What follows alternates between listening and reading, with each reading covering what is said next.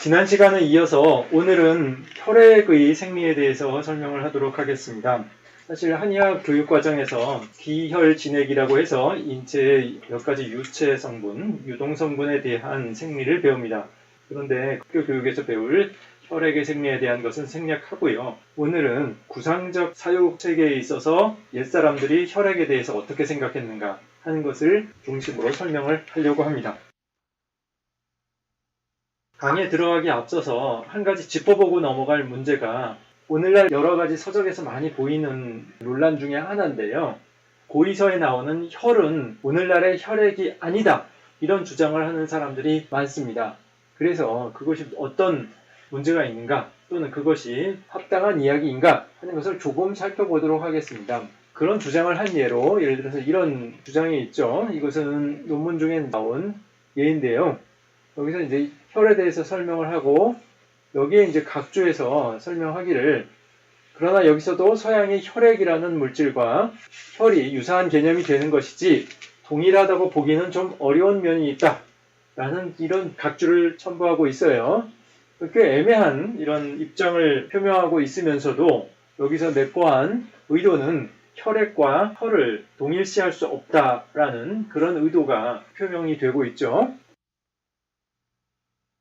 좀 더 명확하게 이것을 설명한 예도 있는데요. 스마트 동의보감이라고 하는 인터넷 자료를 보니 이러한 이제 설명을 하고 있어요. 혈액의 생리에 대해서 설명을 한 이후에 여기에 대한 논평을 덧붙이고 있는데요. 이처럼 한의학에서의 혈은 단순히 온몸을 돌며 산소와 영양분을 공급하는 붉은 액체, 이게 오늘날의 혈액이죠. 이것이 아니라 오장육부의 기능, 나아가 정신적인 면까지 관장하는 일종의 에너지다 라고 해서 기존의 물질이 아닌 다른 어떤 무엇으로까지 설명을 하고 있어요. 그런데 이처럼 혈액이 혈과 다르다 라고 하는 그런 주장들이 심심치 않게 여러 차례 이제 20세기에 들어서 제출이 되고 있는데요. 과연 그러한지 살펴봐야 할 것 같습니다. 제가 살펴본 바로는 옛사람들이 생각했던 혈은 정확하게 지금의 혈액에 해당합니다. 이것은 에도시대 일본의 한 도회에 나오는 말의 여러 가지 조직을 체적으로 그린 그림입니다. 이것을 보면 무엇을 각각의 그 조직의 지칭 대상으로 하고 있는지가 명확하게 드러나요. 여기 뭐 골, 근, 피 이런 우리에게 익숙한 이러한 조직들도 있지만 여기 기혈이라고 하는 오늘날 많은 그 해석에 있어서 논란이 되는 그런 조직도 같이 그려놨죠. 근데 여기 혈을 보면 이거는 명백하게 이게 혈액이다라는 것을 알 수 있게 그려놨어요. 그리고 이 기라는 것도 이렇게 그려놨는데 이게 뭘 그려놨는지 좀 얼핏 봐서는 모를 수도 있는데 이게 그 입김, 말에 그 숨을 그린 입김을 그린 겁니다. 이렇게 해서 기혈이라는 그런 실체도 우리가 알고 있는 조직의 하나임을 잘 표시를 하고 있어요. 그래서 지금 오늘날의 혈액이 혈에 해당한다라는 것을 알 수 있는데 여기서 이런 혈이 혈액이 아니다 또는 과거에 얘기했던 이러한 장기들은 오늘날의 장기가 아니다 이런 이야기가 한의서의 해석에서 많이 나오는 이유는 바로 이겁니다. 여러분들이 수업 시간에 이러한 피육 근골이나 기혈의 기능을 배울 때는 이러한 기능을 배울 겁니다.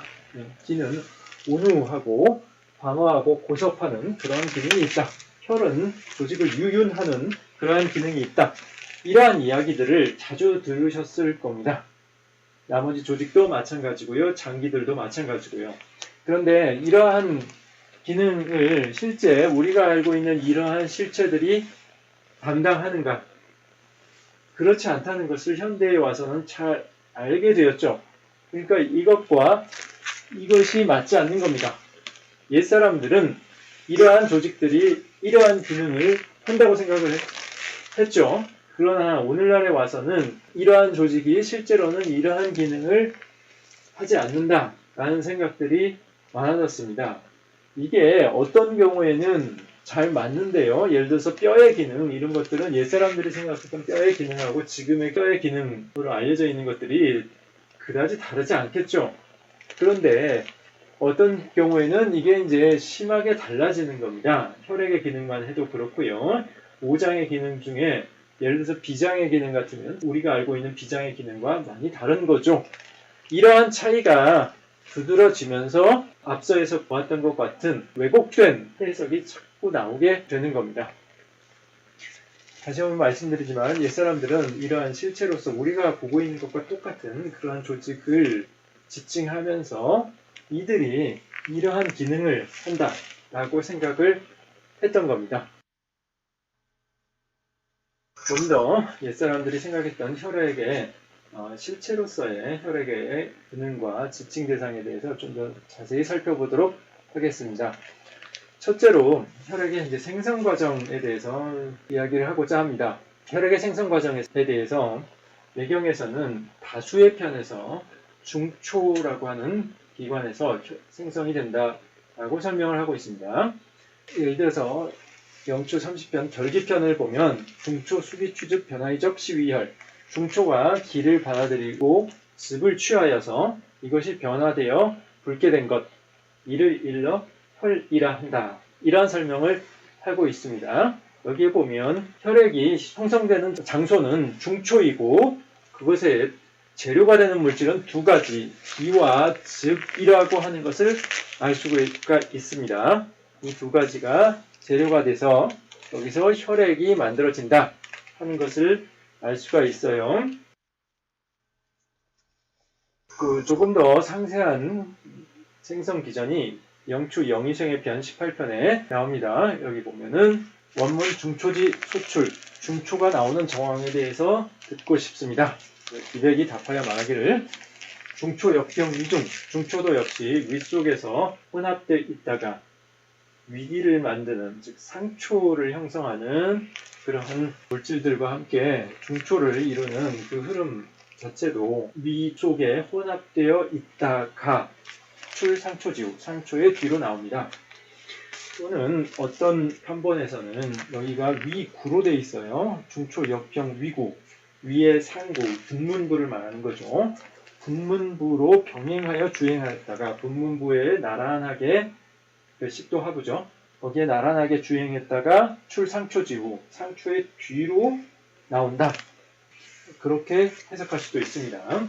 후자의 해석이 지금까지의 교감 결과에 의하면 더 맞는 것 같아요. 여기를 위구로 보는 게 더 맞는 것 같습니다. 어쨌든 이렇게 나오는데 차소수기자, 이것이 이 중초라고 하는 통로가 받은 기능 비조박, 조박을 분비시키고 여기서 이제 조박이 분리가 되는 겁니다.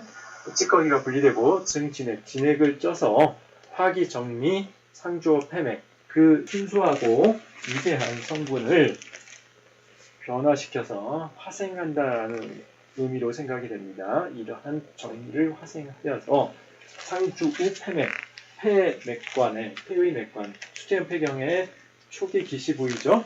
여기로 상행시켜서 주입하면 내 화유위혈, 이것이 변화되어서 혈이 된다. 이봉생신, 이것으로서 생신, 살아있는 몸을 받들므로 막비우차, 체내에 어떠한 요소도 이것보다 귀한 것이 없습니다. 고 독특행호 경주, 그러므로 경맥의 길을 홀로 다닐 수 있습니다. 홀로 주행할 수 있습니다. 명활영기, 이것을 이름하여 영기, 영, 순환한다는 뜻입니다. 순환하는 기라고 합니다. 그래서 경맥을 순환하는 기, 즉 영기, 혈액입니다. 그 혈액이 이렇게 만들어진다 하는 것을 설명을 하고 있어요. 비슷한 설명이 여러 곳에서 보입니다. 자, 옹저편에는 또 이렇게 설명하고 있어요. 중초 출기 여롱, 중초가 이슬과 같이 기를 내어서 상주 계곡, 계곡이라고 하는 건 조직과 조직 사이의 틈새를 말합니다. 이 손맥에 스며들게 하면 진액화조, 이 단계에서 진액이 거기에 섞이게 되고 변화하여 붉게 되어 혈액이 된다. 요것은 다 위장의 바깥에서 이루어지는 일들입니다. 중초라고 하는 통로가 위장 바깥으로 이렇게 쭉 뻗어져 있는데요. 위장 바깥으로 뻗어진 중초의 통로가 폐에 이르기까지 그 사이에 일어나는 과정입니다. 그래서 혈액이 된다. 혈화 즉 손맥, 선막, 혈이 조화롭게 되면 손맥이 먼저 가득 차고 1. 손맥으로부터 혈액이 넘쳐서 내주와 낙맥, 이어서 낙맥에 주입이 되고 개0. 손맥과 낙맥이 모두 다 가득 차면 내주와 경맥, 경맥으로 주입이 된다. 음양 2장, 음경맥과 양경맥으로 이러한 흐름이 모두 펼쳐지게 되면 인식 내행, 호흡에 의지하여서 이 혈액이 전신을 순환하게 된다. 이렇게 설명을 하고 있어요. 이런 설명들을 종합을 해보면 영추 결기편에서는 중초, 수기, 취즙, 변화이척, 시위혈이라 해서 중초에서 만들어진다라는 것을 설명하면서 수기, 취즙이라는 과정, 그 다음에 변화이척이라는 과정을 설명을 했고요.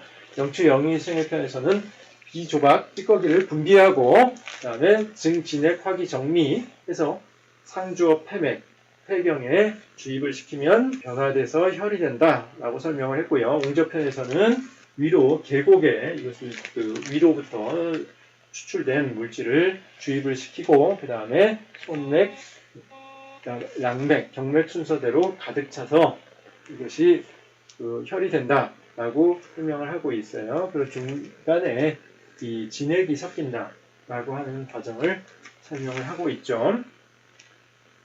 그래서 아까 말씀드렸던 이 기를 받아들이고 그 다음에 진액이 섞이고 할 때 이 기라고 하는 것은 위장 내강으로부터 음식물로부터 추출된 기, 음식물로부터 추출된 물질이라고 생각할 수가 있습니다. 이것이 이제 혈액의 전구 물질 중에 하나죠. 거기에 진액이 섞이고 그 다음에 변화돼서 혈액이 된다라는 그런 과정으로 생각을 할 수가 있습니다. 조금 더 구체적으로 말하자면 위장 내강에서 음식물에 있는 여러 가지 성분들 중에 유효한 성분, 여기서 기라고 말한 그 성분이 흡수가 되고요. 그리고 이게 조각이 여기서 분리가 되는지 어디서 분리가 되는지 모르겠지만 찌꺼기는 어쨌든 분리가 되고 그 다음에 여기에 진액이 섞이고 그 다음에 이것이 손맥, 낭맥, 경맥을 가득 채우면서 결국 수태음 폐경 기식으로 진행을 하게 됩니다. 그리고 그 과정에서 붉게 변화되는 질적인 변화가 나타나게 되는 거죠. 이렇게 돼서 수태음 폐경으로부터 전신을 순환하게 됩니다. 이상이 혈액의 생성에 대한 황제내경의 설명이라고 할 수가 있습니다.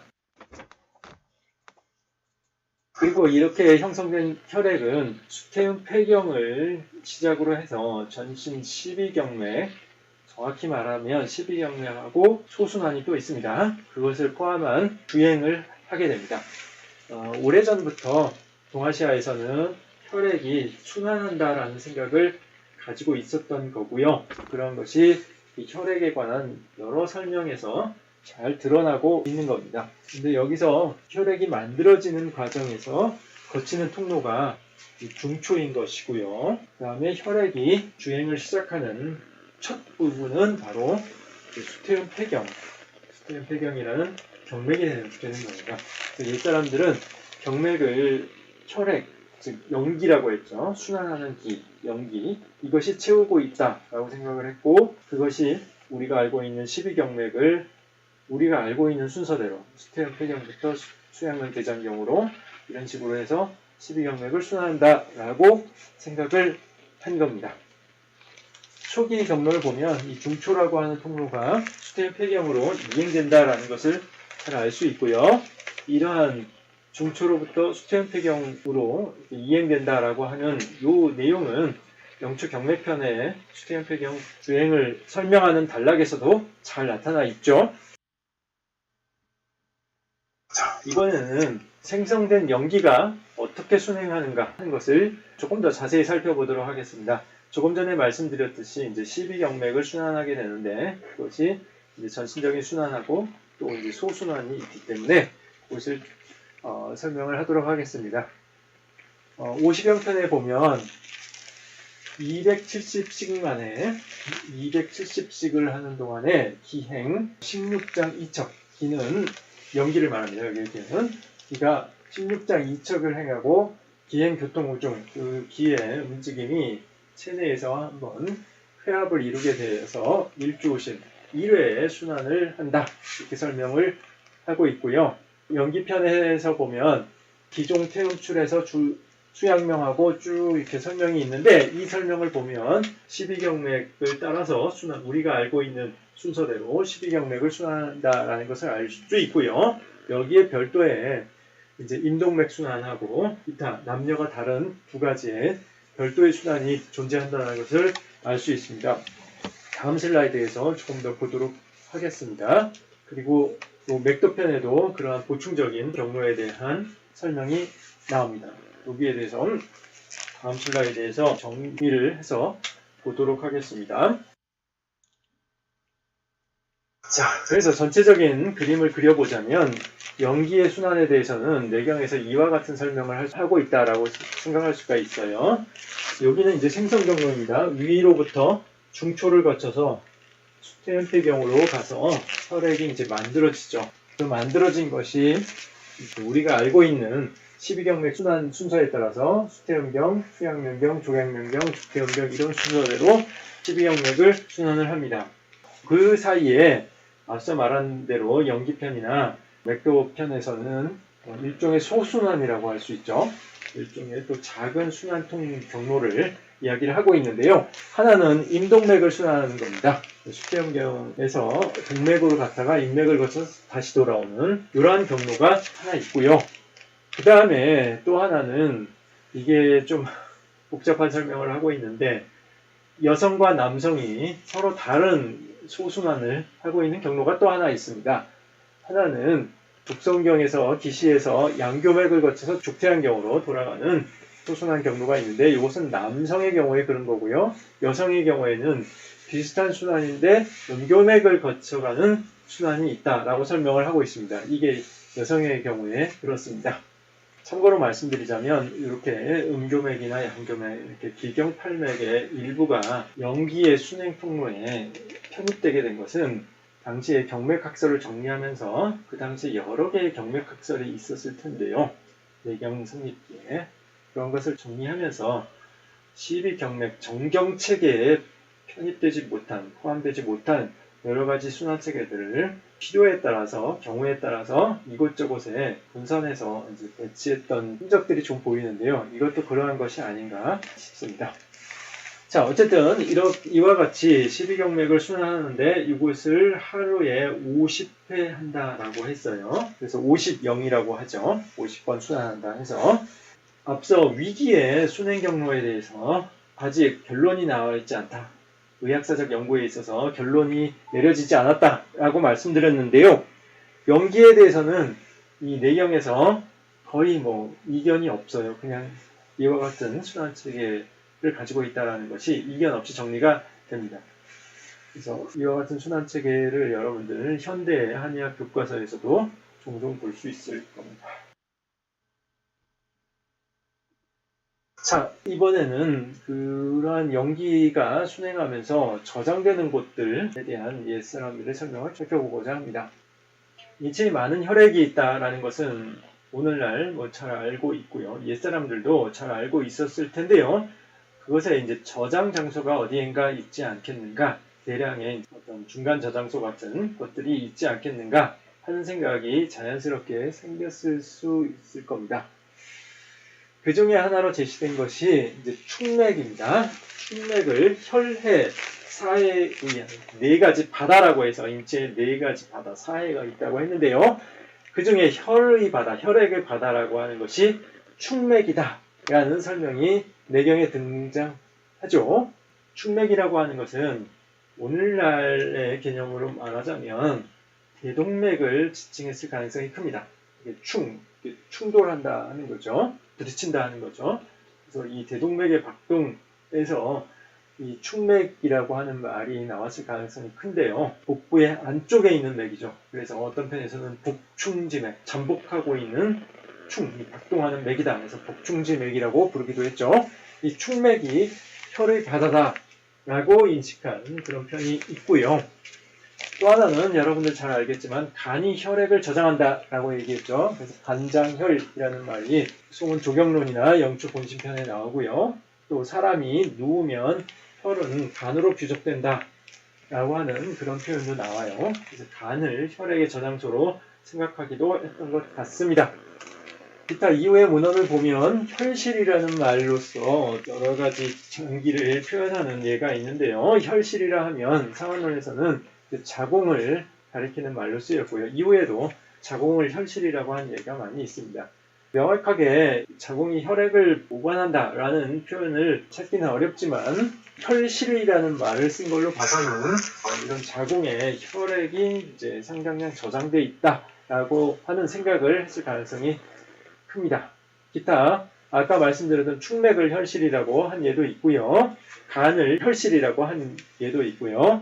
충맥과 인맥을 아울러서 혈실이라고 한 예도 있습니다. 그래서 이러한 기관들이 다 혈액의 저장 장소로 생각되었던 것으로 보입니다. 왕처님의 경우에는 이제 실제 해부를 통해서 혈액의 저장 장소 또 기체의 위기죠. 위기의 저장 장소 이런 것을 찾아보려고 했습니다.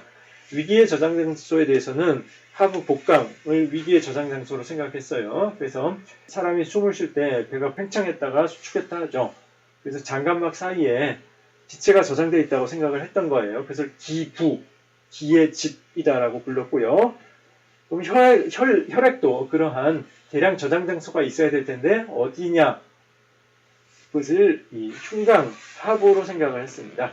왕정님이 최초 해부를 했을 때 소아의 시체를 해부를 했는데요. 당시에 전염병으로 죽은 소아의 시신들이 다소 이렇게 완전하지 않은 형태로 매장되어 있던 그런 곳에 가서 소아의 시신을 해부를 했었는데 거기를 보니까 흉강 안에 혈액이 많이 모여 있었던 겁니다.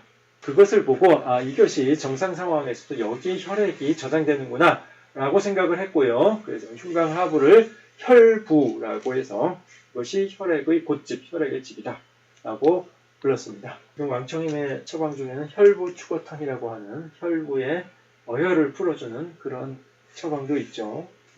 거기에도 혈부라는 말이 등장을 합니다. 어쨌든 이러한 여러 가지 장소들이 혈액의 저장 장소로 꼽혔던 것입니다.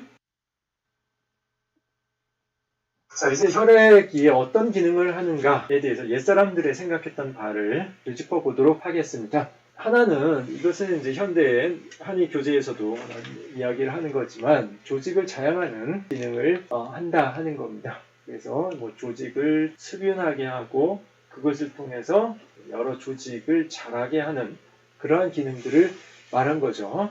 그래서 예를 들어서 수염이 나는 것 이런 것도 혈액의 작용이다 라고 생각을 했죠. 그 다음에 또 하나는 운동과 감각을 가능하게 하는 물질이다 라는 생각이 있었어요.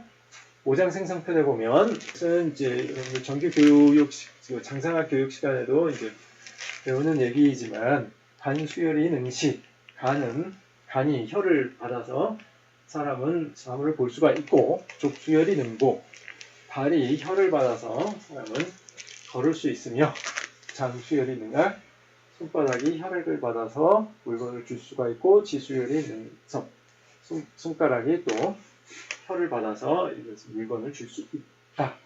이런 이야기들을 하고 있어요. 이런 운동이 가능하게 하는 그런 물질이기도 하고요.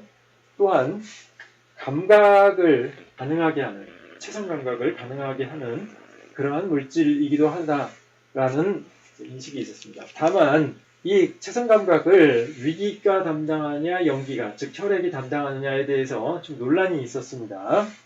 따로 좀 보도록 하겠습니다.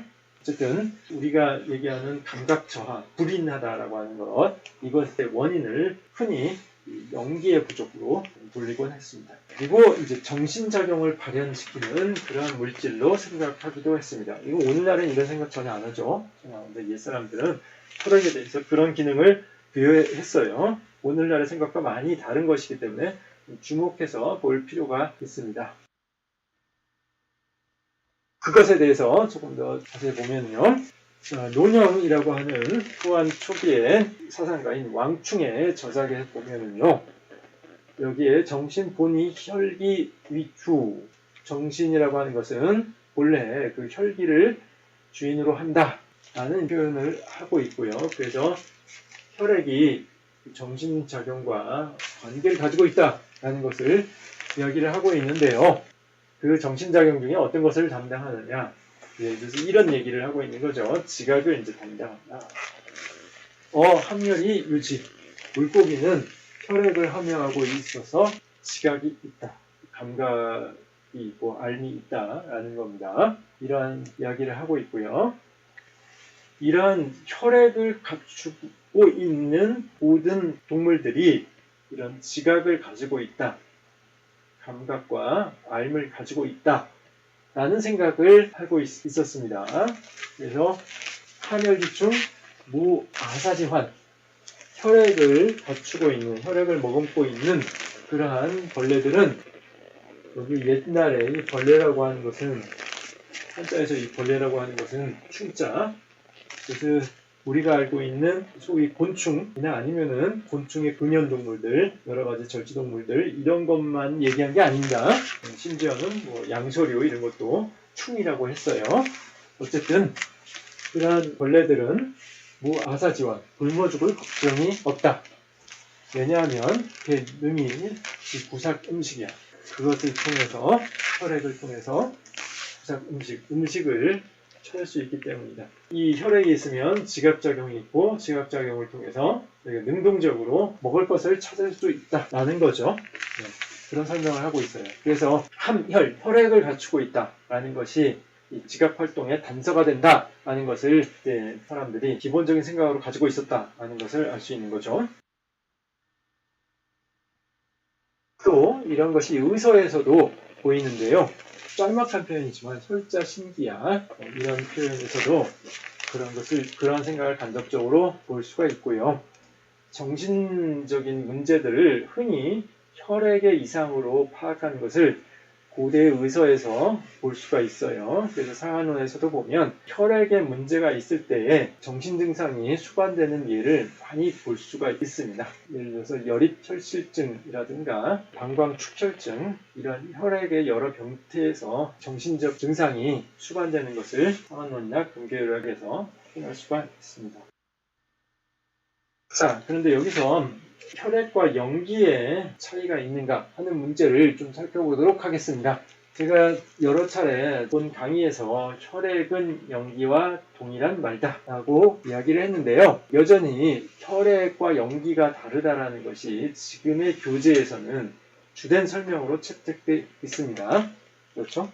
네, 그 문제에 대해서 조금 살펴보고 넘어가도록 하겠습니다. 그러한 차이, 영기가 혈액이랑 다르다라고 하는, 영기와 혈액의 다름을 논하는 내용이 많이 나오게 된 데는 원전 자체에 영기와 혈액이 다르게 인식되지 않았는가 당시에 하는 것을 암시하는 문장이 조금 있기 때문에 그렇습니다. 그 몇 가지 예를 지금 여기서 보여드리고자 하는데요. 영적 본심편에 보면은 간은 혈을 저장하고 비장은 영기를 저장한다 해서 혈과 영을 따로 이야기를 하고 있어요. 수수께끼 같은 문장인데요. 그러한 표현이 등장하고요. 그 다음에 영의생의 편에 보면 여기서도 이게 참 제가 해결하지 못한 문제인데요. 영의자 정기야, 혈자 신기야 해서 영의위와 혈을 이렇게 따로 얘기를 하고 있어요. 영의는 정기이고 혈은 신기이다 라고 해서 영위와 혈을 별도의 층차로 이야기를 하고 있습니다. 그 다음에 위기실상표에도 보면 영기 유연자는 병의 혈기라 해서 영기가 유연, 아마 스며 나오는 것을 얘기하는 것 같은데요. 이것은 병이 혈과 기에 있는 것이다 해서 혈과 영기를 또 구분해서 이야기를 하고 있습니다.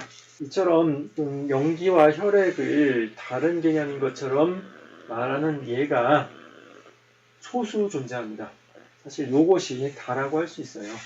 대부분의 편에서 영기와 혈액이 같은 것이다라는 것을 상당히 명확하게 얘기한 편들이 많습니다. 많은데 그거에 비해서 기와 혈액을 따로 이야기한 것처럼 보이는 문장은 이제 이것이 거의 다라고 할 수가 있는데요.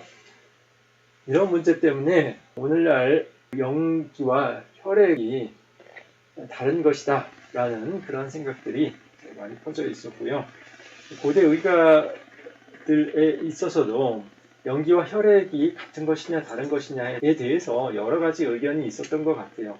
지난번에 얘기했듯이 이제 석천사 같은 경우에는 위, 기, 영, 혈 이 네 가지를 다 나누어서 그 변증의 강령으로 삼기도 했죠.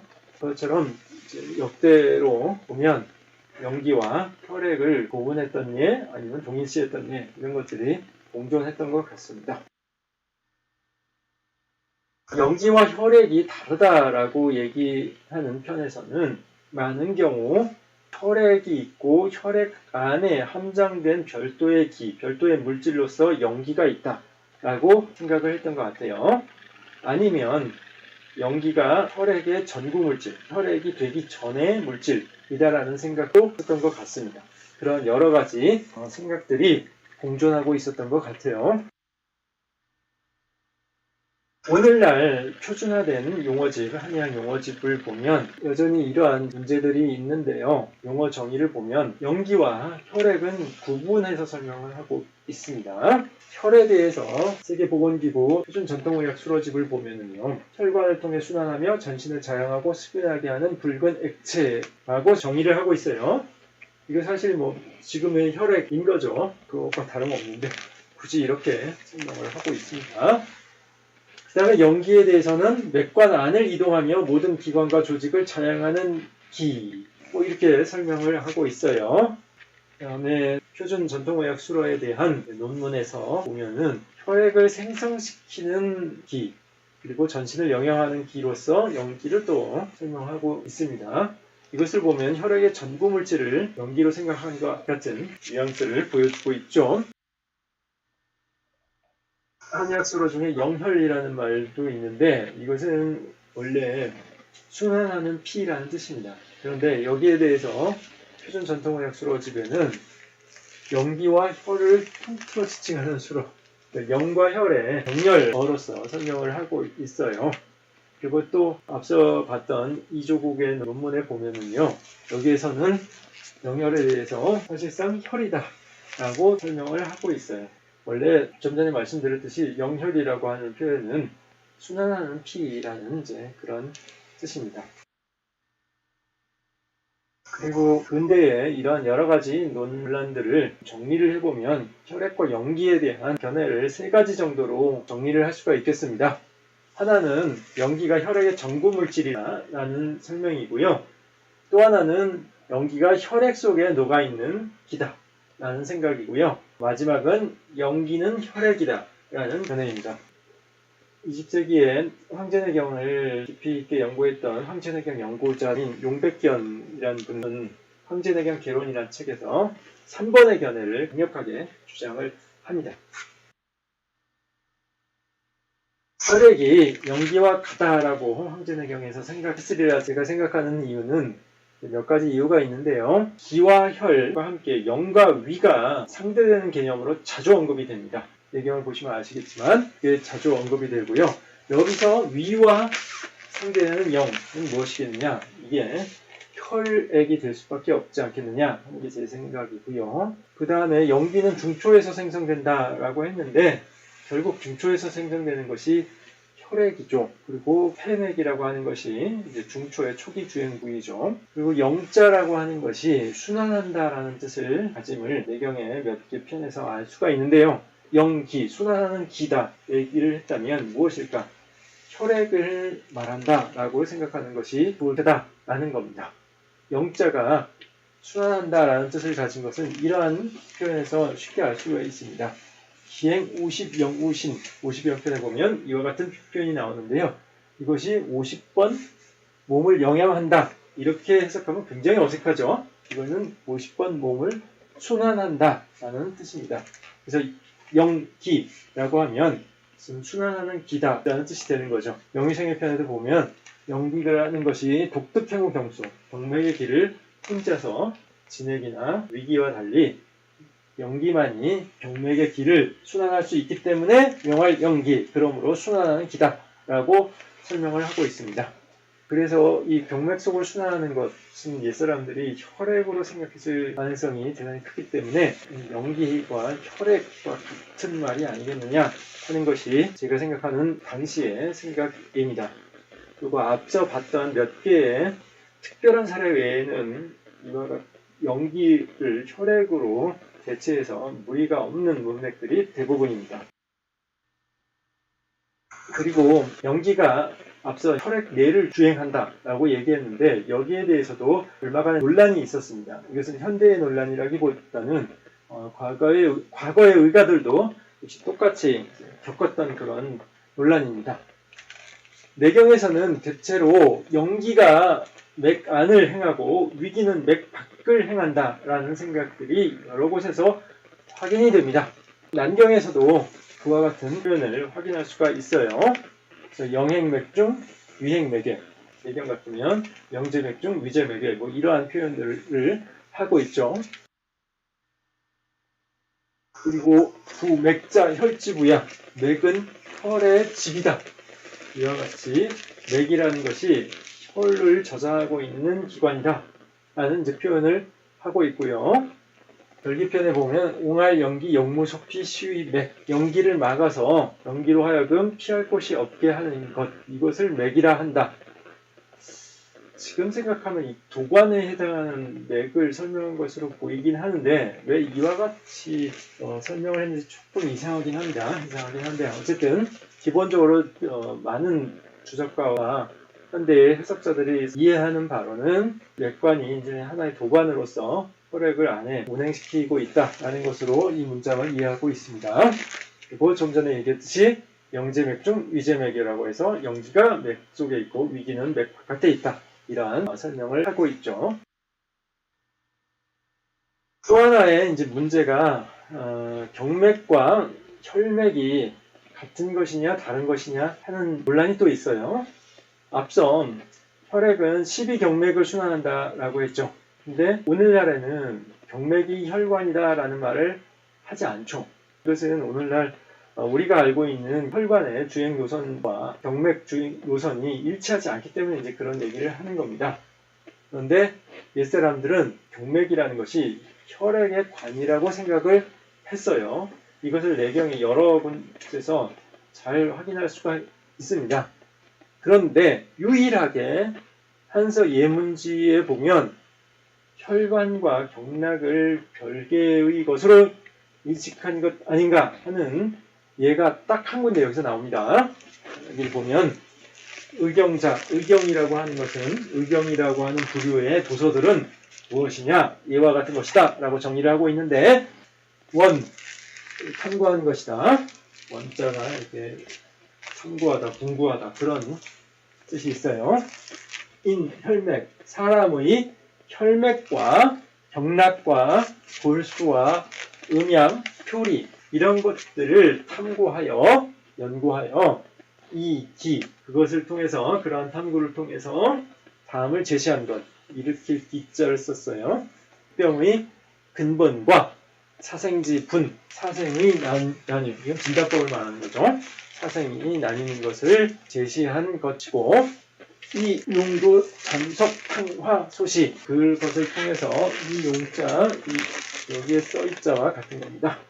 그것을 통해서 잠석 탕화 그 잠은 뭐예요? 대나무침이죠. 대나무침과 참석과 탕이 이게 탕액인지 그러니까 탕약인지 아니면은 외치의 도구로서의 이제 어떤 더우물인지 잘 모르겠어요. 하여튼 탕이나 화, 불 이거는 화치 여러 가지 이제 뜸이나 화침 이런 걸 말하겠죠. 이러한 치료 도구를 적용할 마땅한 바를 판가름한 헤아린 그러한 것이고 또 조, 백약, 제화지, 소의 백약을 제화, 백약을 가지런히 하고 섞을 것을 조절하는 것에 마땅한 헤아린 그런 것이고 지제지득 이 지제라고 하는 것은 당시에 처방 제형이었으리라고 생각하는데 그 지제의 마땅함, 얻을 바를 판단한 그러한 책이다 라는 설명이에요. 여기 보면 어쨌든 좀 이제 복잡하게 의경이라고 하는 부류의 책에 대한 정의를 했는데 여기 보면 혈맥과 경락이라는 것을 구분하고 있죠. 이게 유일하게 혈관과 경락을 달리 본 그런 사례입니다. 여기에 대해서는 제가 아직 해결을 못했어요. 왜 이러한 문장이 나오는가? 여기에 대해서 답을 드릴 수는 없지만 지금의 인상을 좀 말씀드리자면 배경에서 혈맥이라고 하는 문장이 나오면 그것은 지금의 혈관을 말하는 것은 아닙니다. 혈맥이라고 하면 피가 맺혀져 있는 육안으로 거기가 혈관임을 확인할 수 있는 맥 그런 뜻입니다. 피가 뭔가 두드러져 보이는 맥 그런 뜻이에요. 그래서 보통 사혈처를 말할 때 혈맥이라고 합니다. 그래서 이것을 내경의 용례에 따라서 해석해 보면 그런 사혈처와 경락과 골수와 뭐 이렇게 돼요 해석이. 근데 여기서는 상당히 인체에서의 중심적인 구성 성분 내지는 구성 원리를 나열하고 있기 때문에 사혈처라고 하는 조금은 사소한 또 치료의 대상이 되는 점을 여기서 나열했을 것 같지 않기 때문에 이제 여기가 문제가 되는 거죠. 약간의 혼동이 있지 않았나 하는 뭐 그런 생각도 들고요. 여러 가지 생각이 듭니다. 자, 그 다음에 고서에서 혈액에 대해서 논할 때 빠뜨리지 않아야 될 것이 혈액순환에 대해서 우리가 생각하는 것처럼 심장에 의해서 혈액순환이 이루어진다고 생각하지 않았다라는 것을 잘 알아야 됩니다. 이것은 내경에서 명확하게 표현하고 있는데요. 자, 영주 동수편에 보면요. 이 행약, 그 연기가 순환하는 것은 이식왕래, 호흡에 의해서 왕래하는 것이다. 라고 명확하게 설명을 하고 있어요. 그리고 3인극일 병증방론, 3인방이라고 하는 책에서도 보면 혈액의 순환이 호흡작용에 의해서 이루어짐을 명확하게 설명을 하고 있습니다. 그리고 동수편에서도 보면 호흡이 그치지 않으므로 박동이 그치지 않는다. 이제 박동에 대한 것이지만 이런 표현을 하고 있어요. 폐를 기준으로 해서 호흡작용에 의해서 십이경맥 순환이 이루어진다라고 생각을 했던 겁니다. 옛사람들은 심장은 순환에 있어서 어떤 역할을 하는 장기가 아니에요. 지금은 심장 내강을 펌프로서 굉장히 중요한 부분으로 생각할 수밖에 없지만 옛사람들은 심장 내강은 사실 거기는 이제 신을 저장하는 장소로 봤을 거고요. 근육층, 그 벽이죠. 심장벽. 심장벽이 심장에 이제 중요한 역할을 하는 장소라고 생각을 했을 겁니다. 심장벽에도 이제 신이 저장되어 있으리라 생각을 했을 거고요. 그리고 심장 박동에 대해서는 종기의 박동이라고 생각을 했죠. 그래서 이제 심장 내강에 종기가 있었을 것이다 라고 생각했을 가능성도 있고요. 또 하나 가능성은 지난 시간에 얘기했듯이 심장 바깥 종격동 내에 심포 안에 종기가 채워져 있어서 그것이 박동한다 라고 생각했을 가능성도 있습니다. 대부분의 고서에서 심장이 혈액을 추동한다라는 그런 설명은 나오지 않습니다. 오늘날의 한의 교재에서는 심장이 혈액을 추동한다라는 것을 아주 대놓고 중요한 심장 생리로서 설명을 하고 있는데 고서에서는 그런 것을 확인할 수가 없어요. 근데 오늘날의 한의 교재를 보면 심장이 혈액을 추동한다라고 하는 것을 설명하면서 꼭 이것을 얘기를 합니다. 간장혈 심행지라고 해서 딴 것도 아니고 주석에서 나오는 문장을 꼭 인용을 해요. 간은 혈액을 저장하고 심장은 그것을 움직이게 한다라는 왕빙의 주석을 꼭 얘기를 합니다. 의학인문에서도 내영운지 심장은 이에 안에서 그것을 움직인다 해서 왕빙이 주석에서 얘기했던 것과 같은 이야기를 하고 있는데요. 이 설명은 내경의 원래의 설명은 아니었으리라 생각이 들고요. 매우 희소한 예입니다. 이런 걸 소위 고증이라고 하죠. 다른 데와 맞지 않는, 옅게 되지 않는 증거들. 이게 사실은 현대 한의 교재에 많이 이런 애들이 보입니다. 서구의 생리학, 오늘날 우리가 알고 있는 생리학과 맞지 않는 고대의 생리학들은 다 제거해버리고 오늘날의 생리학과 맞는 것들만 얘기하다 보니까 고서에서 구석구석에서 다 뒤져가지고 고증에 해당하는 얼마 되지 않은 전체적인 맥락에서는 이것을 인정할 수 없으나 아주 특별한 몇 가지 사례를 가지고 오늘날의 한의 생리를 구성한 예들을 종종 볼 수가 있습니다. 이것도 이제 그러한 예라 생각이 듭니다. 마지막으로 혈액의 기능이나 상태 묘사에 대한 원전의 설명을 조금 더 보고 마치도록 하겠습니다. 영출 혈락론에 보면 혈액의 여러 상태에 대한 자세한 설명이 나옵니다. 예를 들어서 자, 혈락이 부작, 하약, 혈락을 자칫했는데 쓰러지는 것, 실신하는 것은 무엇 때문입니까? 그리고 혈출이 사자, 하약, 거의 이어서 혈이 나오되 분사하듯 나오는 것, 그것은 무엇 때문입니까? 이제 동맥혈을 잘못 자침하거나 거기에 상처가 났을 때 생기는 현상이죠. 그 다음에 이제 혈액의 다양한 형태에 대한 얘기가 나오는데, 혈소 흑이 탁자 하약, 혈이 적으면서 검고 탁한 것은 왜 그러한 것입니까? 출혈 부위에 따라서 혈액의 색깔이 달라질 수가 있죠. 그것을 이야기를 하고 있고요. 또 혈청에 대해서도 어느 정도 인식이 있었으리라 생각되는 이런 문장이 나오죠. 혈출청이 반이 즙작, 혈액이 나오는데 맑으면서 반은 즙이 된 것은 무엇 때문입니까? 이 혈청이 이제 분리돼서 보이는 경우를 설명한 것으로 보입니다. 오늘날에도 이렇게 혈액을 잘 분리를 하면 이게 두 가지로 이제 구분이 되는데, 그것을 분리해서 이야기한 것으로 보입니다.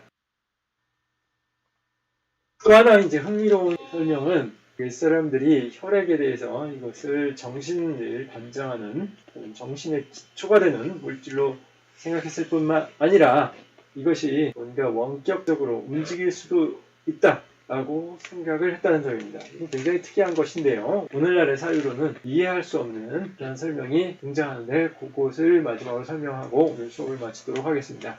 영출 전광편, 이 영출 전광편은 정신병의 큰 범주인 전과 광에 대해서 설명을 하고 있습니다. 전이라고 하는 이제 음적인 정신장애, 광이라고 하는 것은 이제 양적인 정신장애를 말하는데요.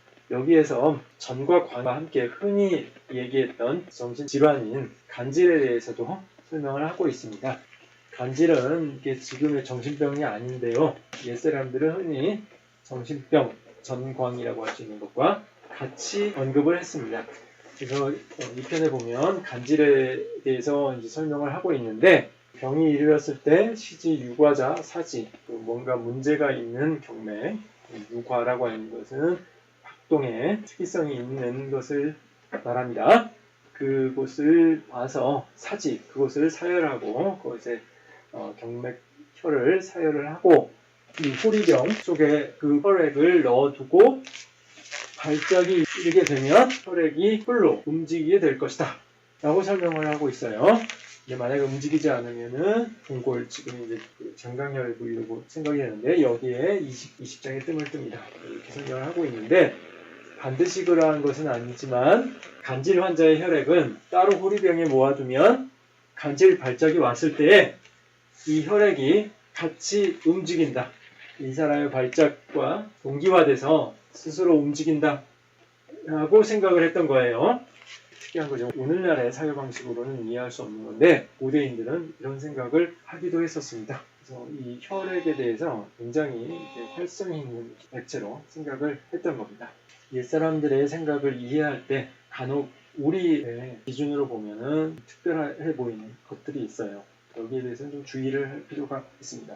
그러나 대부분은 우리의 사유 방식으로 이해할 수 있습니다. 기본적으로 고사를 볼 때 우리의 사유 방식으로 이해할 수 있는 것은 최대한 우리의 사유 방식대로 풀어내는 게 좋습니다. 그러나 안 되는 것들이 있어요. 도저히 이해가 안 되는 것들. 이런 것들은 좀 깊이 있게 공부를 해보고, 기본적으로는 그 사람들의 사유 방식을 우선 인정하고 해석을 해야 됩니다. 이게 이제 그러한 예 중에 하나입니다. 자, 오늘 수업은 여기서 마치도록 하겠습니다. 수고하셨습니다.